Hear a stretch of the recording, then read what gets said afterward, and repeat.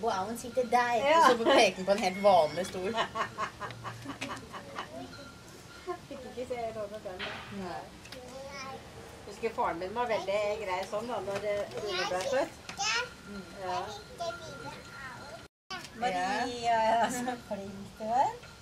Hva heter du da? Ja. Jeg knekker gå ned, de knekker altså.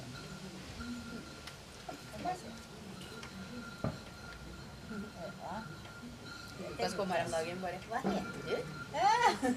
Jeg vil at du skal begynne som gospelkor. Det er vår datter at jeg prøve det.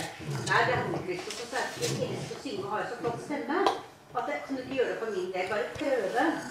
Så får du avgjøre selv etterpå. Jo, vel, fordi...